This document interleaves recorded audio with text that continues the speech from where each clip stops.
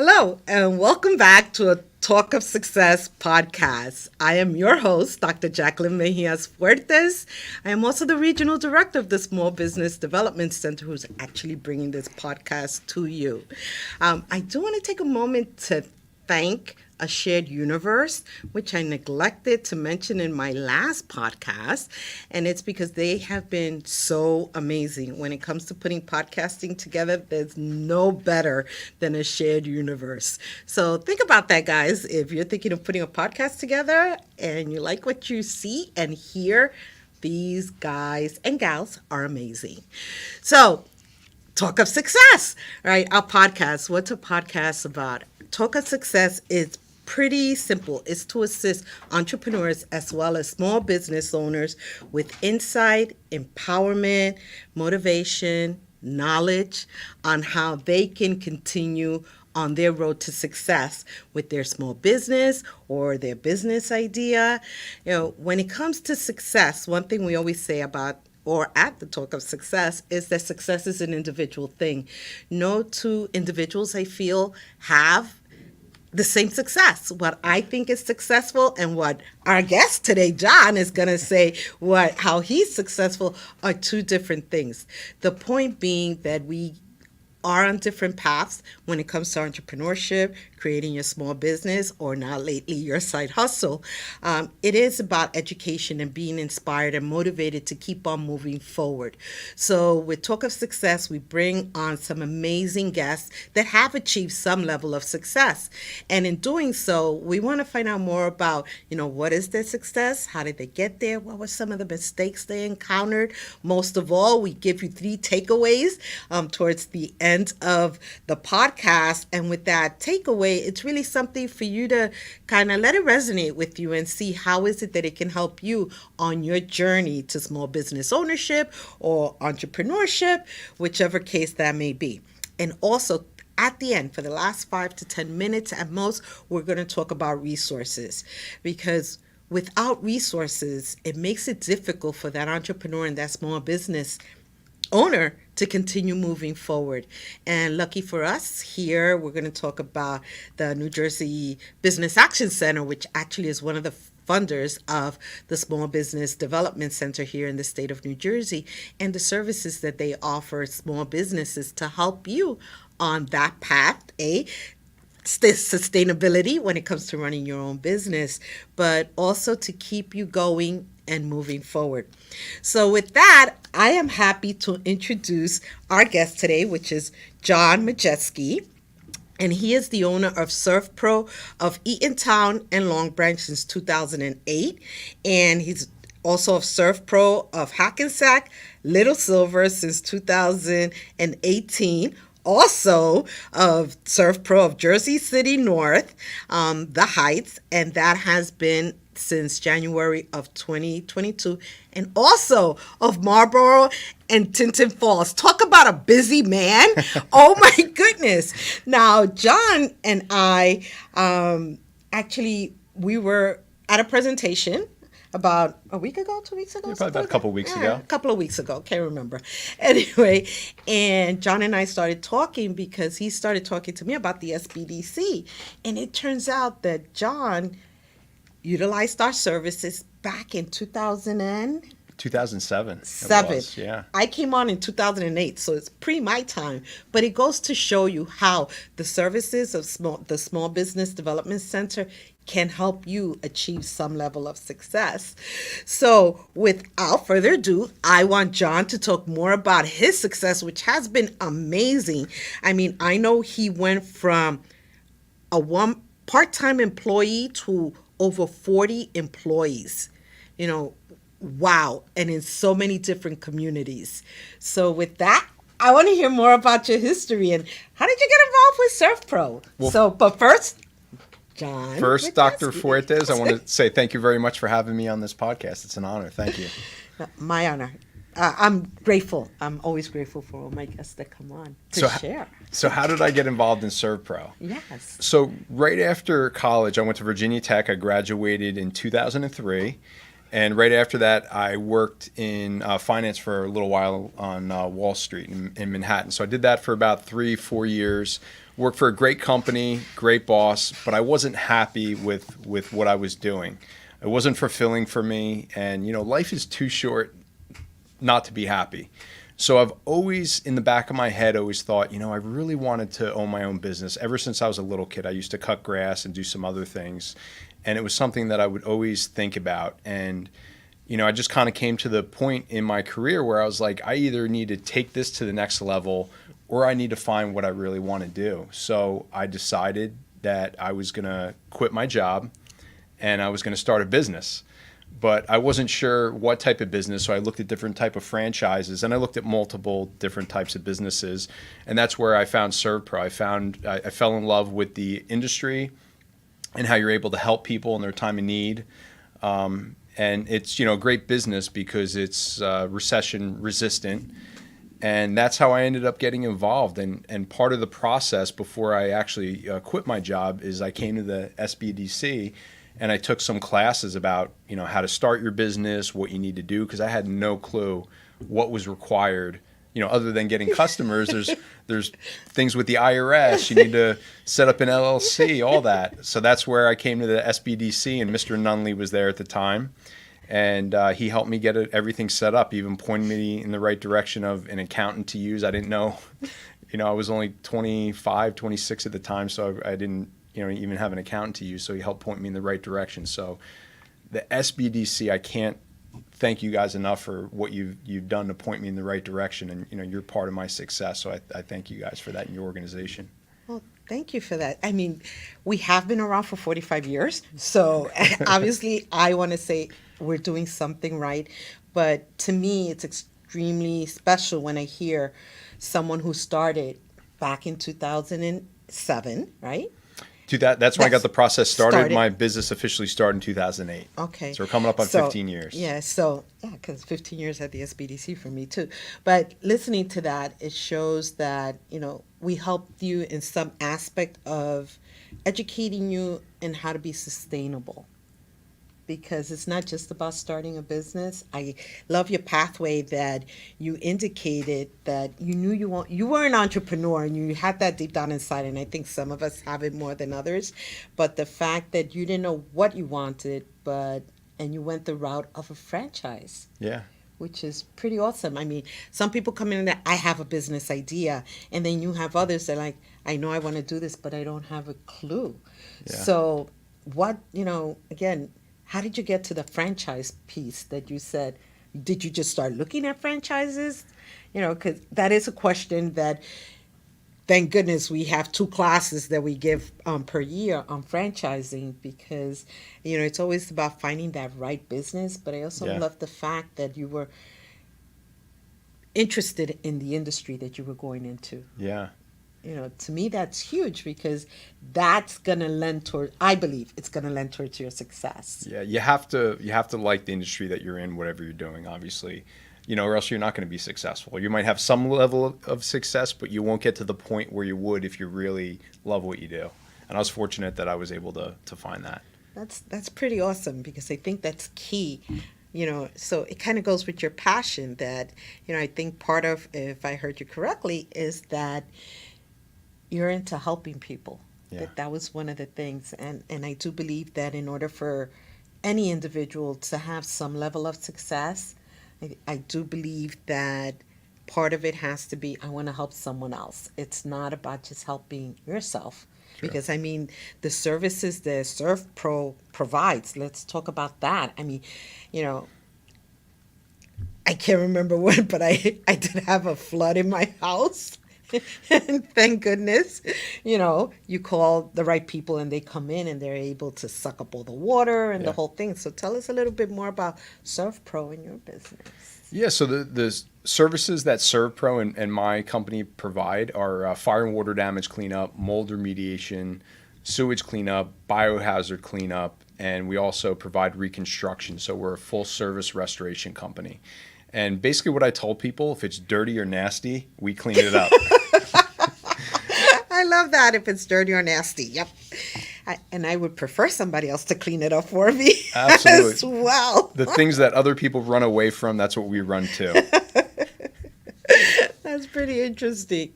Oh, you must get a lot of interesting jobs. I'm just saying Oh, because you couldn't even imagine the stuff that we see. yeah, I have a pretty active imagination, so yeah, I can. But okay, so along with that, we know that, how you went. So financing, and it's interesting. I hear a lot from individuals who started in the world of finance and then decided once they were there, Not nah, for them. Yeah. nah, not what I want to do. But I'm sure that contributed to the success of your business, having Absolutely. that background. It, Right. it, it did. Dealing with clients, how to manage money was very important. So, kind of setting up the overall picture, vision of what you want the company to be. Being in finance helped with that because I was used to setting up a structure of, managing people's funds for our customers. So that was definitely helpful. It's definitely helpful now. That's awesome. I mean, when you think about it, it doesn't matter what business you go into, whatever expertise you could bring from your past life, Yes. I think is key to the success Yeah, of. and I think all the experiences that you have throughout your life are like stepping stones that get you to, where you need to be to start your business and make your business successful. So it's not just going to school. It's not just like one particular job you had. It's putting everything together in those stepping stones to get you in the point where you need to be so you can be successful in business and life. Yeah, I love that whole piece of stepping stones because you're right. If every step you take towards your success, whether you know if it's gonna be successful or not, sometimes you don't know. You don't But know. as you're putting it together and you're moving forward, you're going, "Wow, this is what I learned from before, and I could apply it here." Yeah. So to me, that's key. It is those things that, without it, you're like, I don't know if I would ever have gotten here. Yeah. You know, And sometimes the best lessons are the most painful or the most expensive. that's I hate where to we were say going it, with but next. Yeah. So what were those lessons for you that you feel were the most painful and expensive? yeah, that's a good question. I mean, I've made a lot of mistakes. When I say mistakes, you got to make sure you have the right values and all that, and you don't compromise on them. But I mean, as far as just how to structure things within the company, time management, what I was focusing time on, certain clients we were trying to acquire, that's all evolved over time. So as you're going through the journey of growing the business, building the business, you're going to probably make more mistakes than you're going to have successes. But you just don't want to have any what I call deadly mistakes that could sink the business or, most importantly, your reputation. So the wins that you have come from those lessons from the mistakes. So I think sometimes the mistakes are more important than the wins that you have, because I'll tell you what, you never forget those mistakes and those you're not going to painful do ones. that again, are you? Exactly. And we still make them today. Even though the companies have grown, 4 franchises, Huge. right That's- around 45 team members right now. We're constantly adjusting things. Nothing is ever static where it stays the same. And we try different things and learn from them. And one thing I want to say to people is don't be afraid of making mistakes. Sometimes people, they want things to be perfect. Nothing's ever going to be 100% perfect, and don't let that be a hang up for you. I agree with you. For a while there in my life, which I'm happy I've given up, that whole perfectionism thing that I feel is like the worst thing, and I wish someone had told me years earlier. Like by the time I figured it out, I was probably about 50, and I was like, really? So I spent those years worrying about what? Being perfect. Being Yeah. perfect, and yet none of us are perfect, and it's okay. It's like be happy with your imperfect self, and you'll be surprised what you could accomplish. Absolutely. And part of that is that nothing is static. We live in a world where things are forever changing. I mean, if we didn't learn anything within the last 2 years, then if you did not learn anything, because I know I learned something, that says a lot about you, and you're in for a real shocker in life. things are going to change and you have to adapt. Yes. And I mean, again, I go back to, wow, how you guys have grown, how many franchises that you have. How did you know each time you were on the path to success that it was okay to go on to the next level? Because I think some people get stagnant or very comfortable. Comfortable is the word. Yeah. That they're like, no, comfortable. I'm not, I'm okay right here. I don't want to stretch myself. I learned differently, especially after acquiring my last degree, that my professor would always say, no, this is to stretch your capacity. And I would give her the eye because I was like, really, do you really think I need to stretch I'm just my feeling capacity? comfortable now. Right I'm feeling good about I this. just got here and you're like, no, we're going to help you stretch yourself. And it comes with business as well. I mean, so how did you know that each time you were ready to take on even more and continue to move forward? Yeah, so sometimes that's not always a clear answer, but like you were saying about being comfortable, being uncomfortable, that's the most important thing. I look back to when I first got the business started. I had such a burning desire to be successful in my business, and I was very uncomfortable, meaning I was jumping into an industry that I really didn't know. It was a big financial leap where I was putting all my resources, all the money I saved, everything into it. I didn't have anything left, and I took out a loan. And I look back on that, and you don't always have to have everything, all the chips on the table, so to speak, but you always, if you're not uncomfortable, you're not growing. So kind of every time I start getting comfortable, I'm looking for another challenge, whether it's something physical or opening up another business or just working harder in the business that I'm in. I'm always looking to be uncomfortable. So where you're asking about growing the business, so you get to a certain point where, again, you're comfortable, you have systems in place, you have the right team to manage the business. That's when I start looking for another opportunity. And that doesn't mean that you take all the chips and put them in the center of the table, because I think that's foolish. But you take some of them that you've been putting aside for a while, and then you put them on the table and, tackle another endeavor, or at least that's the way that I do it. You like playing poker? I keep on hearing the chips. I'm like, okay, love the analogy, chips, but you're right. And I think this comes with time, acquiring the wisdom. Yeah. Because that's what I'm hearing from you. It's a lot of wisdom going on here that we're sharing with our audience, because I agree with you, being insightful enough, or I want to say smart enough, to say, I'm ready to go do something else, but I'm not going to throw, not putting all your eggs in one basket. 100%. Yes. So I love that, but also having systems in place. Not too many people, start their business and realize the importance of systems and how we don't think about that. No, because that's a administrative piece. You go do that. I want to do the fun stuff. Yeah. Yes. So. And it's a different skill set. When you first get your business started, I'm a different person now than when I first got it started, in the sense that, like, my skill set and what I do every day is different.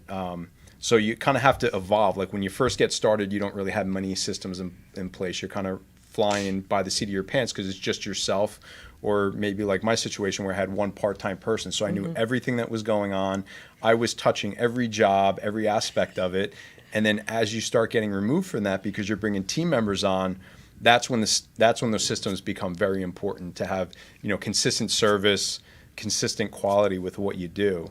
And then as you grow, your roles and responsibilities as an owner or CEO or whatever you want to call it, continue to change. So, that's where I'm always learning, reading books, trying to find out, okay, to get to my next step, like, what skills do I need? What does my organization look like? So it's always a work in progress. I used to think I'd get to a certain point and everything would just kind of coast along. Doesn't You'd be surprised happen. how many people think that way. Ooh, I'm a boss person now. No. And part of it has to do with your team. Also, I feel if you have the right team, it allows you to grow. Yes. Because then, you can entrust people and empower people with certain aspects of your business, which now frees you up to continue the growth pattern, to continue looking for opportunities and saying, how is it? And I mean, after so many years, you're an expert in your field, I have to say, because you don't hang around that long and not become an expert, for me, is key that this is actually happening. So, question for you. So mistakes, as we talked, may have mentioned that, that we go through, what were the most significant lessons you got out of certain mistakes? And I know you mentioned here, just don't make any deadly mistakes that'll cost you your business. But on top of that, when you think about it, what was the one thing or two things that you may have thought, I went down that path, but I learned so much from it, even though it was a mistake? Yeah, so I would say a, a good lesson was about the finances. So with a company, like when I got this started, I have X amount of money in reserve to finance the business. One thing you got to be careful of is if you think, to make up a number, say you need $10,000 as your reserve, you're probably going to need 20, 30, or 40. So that's something that you always got to keep in mind. So I make sure that you always have to have a good reserve in the business, and that's something that I learned early on. So there's a system called Profit First. Actually, the gentleman who wrote that book came and spoke at EMAC, and I implement some of his teachings, and it's very helpful to know exactly where your business stands, because you can look at QuickBooks and the P&L, and that doesn't always give you it's very good, it's very important, but it doesn't always give you the clearest picture. So I think managing your finances that's probably one of the most important things, where I've definitely made some mistakes early on, and I corrected them right away. And I think that's critical. I'd say tell, when I give classes or students, or rather it's to individuals in the business community, I always say your finances are going to dictate what you can and cannot do. Yes. And if you don't have a really good understanding, especially of those three major financial statements, and how they relate to each other, it's not just what they are, which is your profit and loss, your cash flow, and your balance sheet, how they relate to each other. It's critical, and understanding what each one of those is saying about your business. Yeah. Because if you don't have that picture, and I'm with you on the reserves, that people think, oh, I can make it. I said, forget the string. What do they call it? A string, budget on a shoestring. Yes. And I'm like, that doesn't work in business. You don't sleep good at night if you're on that program. That's great, because I agree with you, John, that for me, I'm like, are you kidding me? I'm always amused when someone says I'm starting a business, and I go, okay, what do you have in reserves? Nothing. Yeah. And I'm like, your cute looks are not gonna make it. They may not like that response, but I'm like, no, that, you have to invest something. Yeah. And when you said that you did visit the SBDC and we were able to help you, some people don't realize that's a minimal investment for what you're getting, the value. And when people call, and I'm saying this because I get the calls all the time, I don't have money to go to the workshop. Well, then maybe this is not the time to start a business. Yeah, it's Putting true. it out there because of finances. You heard John, when it comes to finances, how you manage them, how do you understand what's going on financially in your business is key in order for you to reach some level of success. And again, success being whatever that may be for you. So I always like our audience to take away 3 action items based on our conversation. And what are those 3 action items you would say, and why? Why would you recommend them? So 3 action items, I guess. So what I would say is you have to have a plan. You can't just do it by the seat of your pants. And a good plan today is better than a perfect plan tomorrow, because that perfect plan's never going to come. So don't always keep studying. I guess I've heard people say the every angle of the circle, so to speak. So just make a plan and start moving forward with it. So I would say that's one thing. I have to think here. Good thing you guys can edit. It's all good. Real quick. I So know the that 3 right things. here. So it's just the 3 action items. But no, I'm going back to what John said, because while he's thinking about other ones, which I could actually take from the conversation we've already had, but it's the plan. And I love the fact that you said that a good plan doesn't have to be a perfect plan. But I'm with you, having something down in writing. I've mentioned it before on the podcast. I'm an entrepreneur, been through several business ventures, 2 that totally tanked. Why? I did not plan. I thought, and I'm pretty smart, right? I do have a DR now in front of my name. But what I realized was, and throughout my life, is that when I don't plan, I don't succeed the way I want to succeed.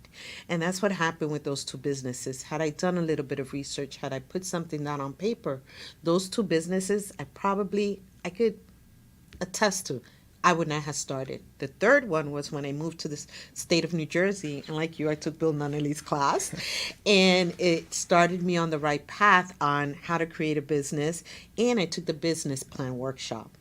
When I took it, at first I was like, they want me to do what? They want me to write a plan.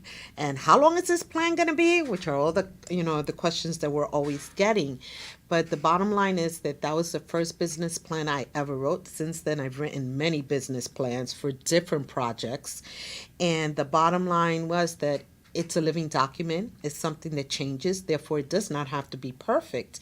And years ago, we would have to write these extensive business plans. Now you don't. And again, with what John said, don't let that stop you from moving forward. It doesn't have to be perfect, because when we're looking, and started the conversation with being a perfectionist, you won't allow yourself to move forward. So by putting the plan together, and good enough is good enough sometimes, and that'll help you really lay out that roadmap that you need and make the adjustments as you go along. But it'll get you started. It'll help you start moving forward, which I feel that's definitely key. So did you think of any other ones? Because I could throw in just your financial one, but go ahead. I got two other ones. Okay, good. Make a plan. We got that. Taking action. Love that. Taking action. You could have the best plan in the world, but if you're not taking any action and following through, there's no point in having the plan. So entrepreneurship is not easy. You're going to work harder than you've ever had in your life, especially if you were working for somebody else before. So you have to have that action and follow through. And I think the third thing I would say is that you have to find mentors. So talk to people that have been or at where you want to go. So find other people that are successful in business. Cold call them on the phone, reach out to them on LinkedIn. And I'm sure most people would be happy to help you. They're not going to do it for you, but they're going to tell you their experiences, and it's great to use them as a sounding board. That's amazing. Did you have a good mentor? I've had many good mentors, yeah. I'm with you on that. I know some have passed, and it always hurts me when I think of them, because they were so instrumental in helping me continue on my path, because by no means have I reached where I'm going yet. It just, like you said, it changes. I don't know what that is. It's changing, every year it's morphing into something else. But I also like the taking action but following through. And I do believe that a great deal of individuals have great ideas but no follow through. Yeah. And I know follow through is difficult, but if you get the right people to inspire you, to motivate you, and even part of your team members, that really make sure that you are following through, you would be surprised at the level of success that you can achieve. So I'm going to do a quick recap on those 3 action items, which was plan. Put a plan together. And a good plan does not have to be a perfect plan, by John's words, right? Second, take action. Make sure there's follow through with your action. So you have an idea, you want it to materialize, you have to take action. You have to do things to make it move forward. And then mentors.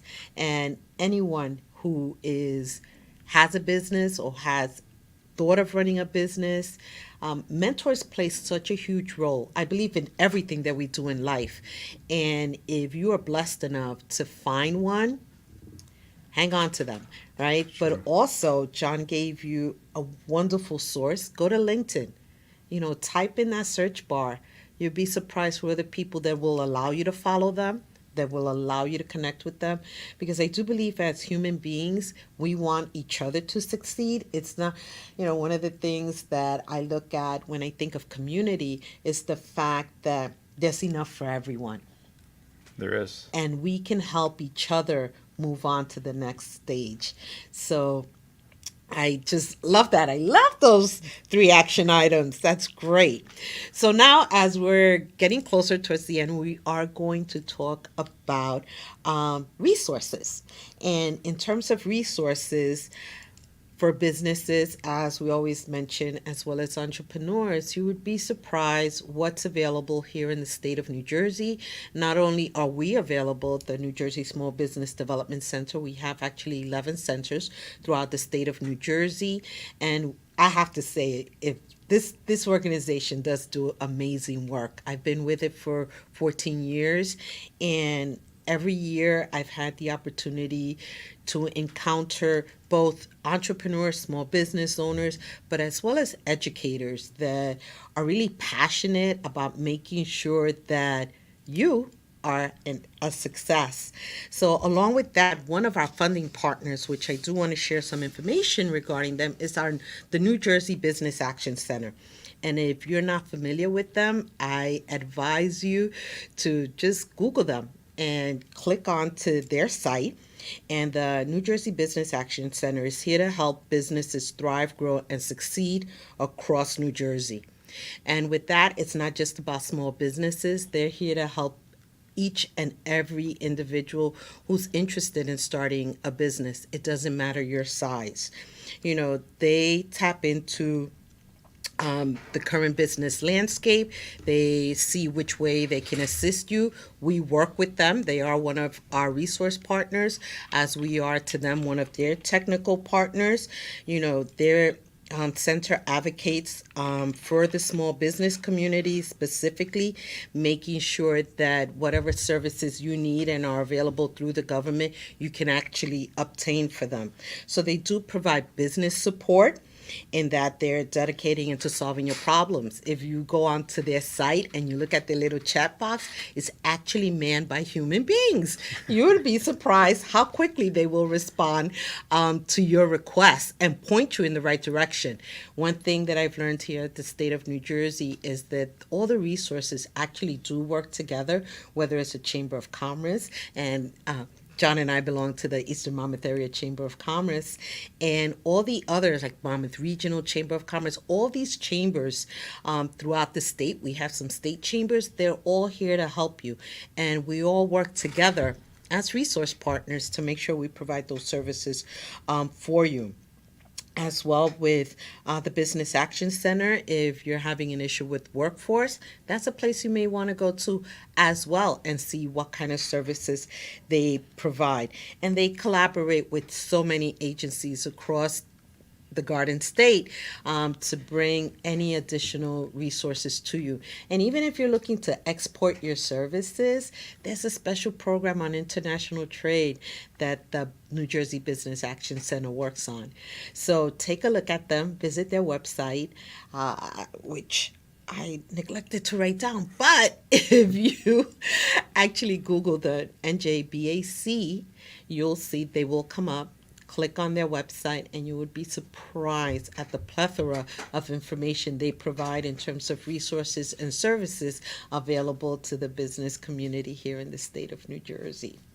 So with that, we are coming to an end. I do want to thank John so much for coming on. I'm happy that we got to connect a couple of weeks ago and that you were, forthcoming. I said, I need you on my podcast, because once he said, oh, you know what, I started with the SBDC, and I was like, how long ago? And he mentioned Bill Nunnally, which was the director that my predecessor, I replaced. We've done some amazing things through the SBDC, and we will continue to do so, especially here in Monmouth and Ocean County, which are the two counties that we serve.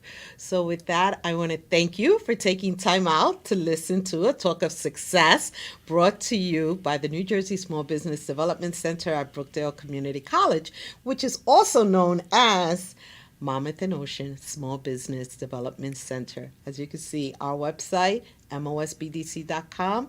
Make sure you sign up to get our newsletter and see what upcoming events we have. Thank you.